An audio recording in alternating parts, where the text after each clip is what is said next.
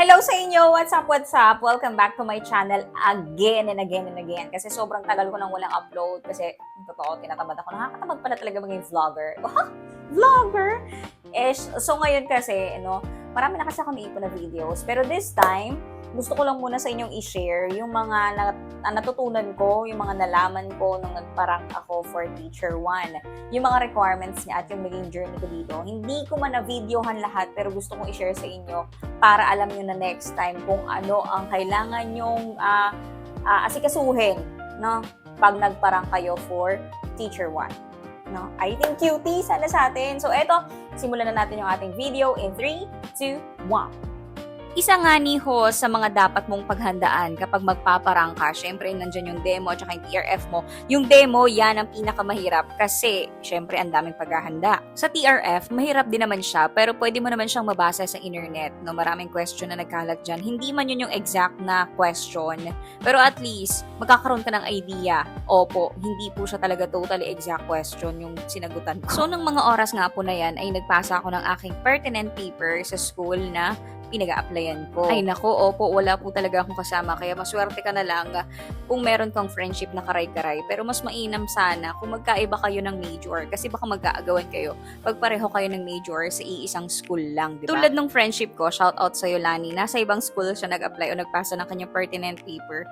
Kasi hindi talaga kami pwede magsama sa isang school. Baka mag-agawan kami sa item. Pareho kasi kami ng major. So about nga po sa requirements ng nilalaman ng pertinent paper, nandun po mismo nakalagay na sa memo. Hihintayin nyo lang po yung post ng inyong division kung ano man po ang kailangan. Dapat talaga itong mga ginugupit-gupit ko na to ngayon, para papel to, yun ang purpose niya, para dikit na lang ako ng dikit. Since walang para papel, inisa-isa ko siya i-print sa A4. Kaya nangyari, eto nagugupit ako. Ang pangit naman kung ididikit ko siya sa board. Kasi hindi ako makatara papel dito sa gamit kong laptop tsaka sa printer. Well, nanghiram lang naman ako. Kaya guys, sa mga magpaparanking dyan, make sure nyo na may laptop kayo at may printer kasi kung wala, ang gastos talaga. Bibili ka rin ng bond paper mo, eto nga. Siyempre, paghandaan mo na rin yung PDS mo kasi ate ko, kapag hindi mo pinaghandaan yan, mauubos talaga yung oras mo kakasagot lang ng PDS. Lalo kung first time mong magpaparank. Pero kung eduk graduate ka naman, siguro madali na lang sa inyo yun. Ako kasi, hindi naman ako eduk graduate talaga. Ako po ay nag-uniting lamang. Tapos, plus points din kung meron kang mga nasamahang o nasalihang mga trainings, mga seminar, yan. Hanggat hindi ka pa nakakapag-rank o nakakapagpa-rank, gawin mo na yon. Sumali ka na, mag-register, mag-apply ka ng mga seminar, kung ano man yan.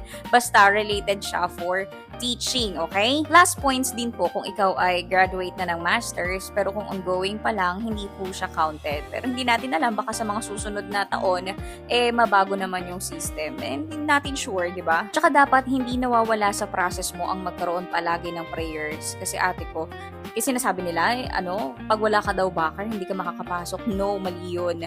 Si Lord ang maging backer mo. Sureness yan. Ako, actually, wala pa naman akong item, kaya hindi ko pa nasasabi.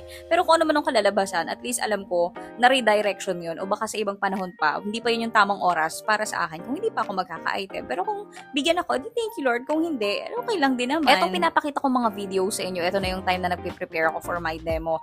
Etong video na to, yan na nag-aayos ako. Yan na yung araw ng demo ko, ate ko.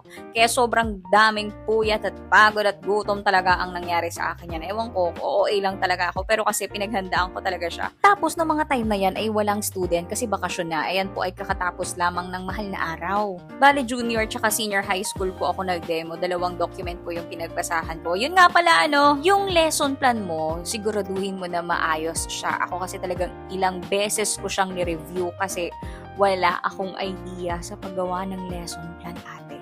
Di ba nga, hindi naman ako eduk graduate. Nanood-nood na lang ako nung kung paano siya, i-deliver, kung ano yung nilalaman, ganun po ang nangyari. Tapos na nga rin po pala ako for senior high demo teaching. Hintay na lang po kami ng announcement for TRF. At dito na rin pala nagtatapos ang ating video. Maraming salamat sa panonood ninyo. Nawa may natutunan kayo and good luck. Alright, so hindi ko manasabi lahat ng requirements sa video na to. Yung mga sinabi ko dito, yun yung mga mahahalaga na dapat ninyong paghandaan. Yung lesson plan, yung PDS ninyo, yung training, yung masters ninyo. Yan. Lesson plan. Paghandaan yan, guys. Printer. Laptop. Bond paper. para sa akin, yung tatlong yun ang mahalagang unang-unahin mo talaga. Kasi kapag wala ka, no, ang hirap ang gastos. Doon pa lang sa pag-print, no, lalo kung colored yan, yun, nagtumitingin din po sila dyan, ano, plus points din po yun siya. Tapos, yun nga, sana may natutunan kayo sa video na to, no? And sana, ikaw na nanonood na ito, sabay-sabay tayong umangat, sabay-sabay tayong magkaroon ng item. Kung hindi man, lagi po natin tatandaan na redirection or baka hindi lang talaga yun yung time para sa atin pa, okay? Ako kasi first time ko lang naman nagparang, wala pa akong alam, pero at least, no, hindi naman na totally na walang alam, no? As in, first time kasi di ba pag first time naman, medyo nangangapa pa, pero okay naman, goods naman. Nung una, feeling ko nga parang gusto ko na lang give up kasi nakakapagod, biruin mo, 2 lesson plan yung piniprepare ko na ang, magkasunod na araw, junior tsaka senior. Nakaka-drain yun talaga.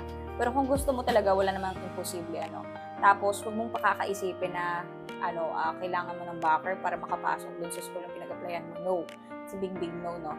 Parang sinabi mo na rin na wala kang tiwala sa, sa creator natin.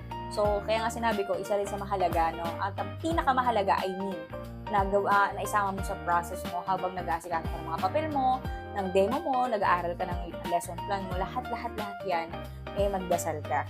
Kung hindi para sa'yo, sa ngayon, malay mo, di ba?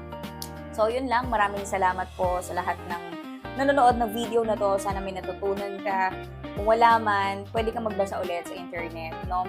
May naman yan. Marami ka naman makikita dyan. Ito lang naman sa akin ay na-share ko lang yung mga natutunan ko personally. So, yun lang. Sana magka-item tayo. Sana.